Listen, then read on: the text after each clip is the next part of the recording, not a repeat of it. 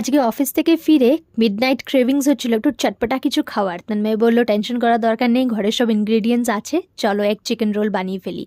চিকেনটা প্যানে দেওয়ার সাথে সাথে দেখো কি অবস্থা। হয় প্যানটা বললো তন্ময় যে একটু বেশি গরম হয়ে গেছিলো, তাই ওটা হয়েছে। আমি ফার্স্ট টাইম ওরকম এক্সপিরিয়েন্স করলাম। তন্ময় বললো টেনশনের কোনো ব্যাপার নেই, হতেই পারে আর কি। যাই হোক, চিকেনটা প্রথমে ফ্রাই করে উঠিয়ে নিল, মশলা দিয়ে একটুখানি ফ্রাই করা হয়েছে। এদিকে ডিম ভাজাও হয়ে গেল।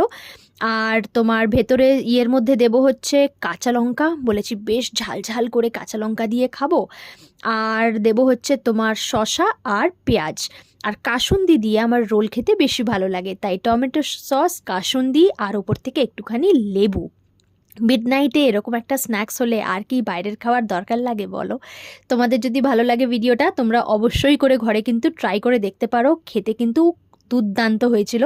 দুজনে মিলে এবার যাই, এনজয় করি আমাদের এক চিকেন রোল। টাটা, আসি।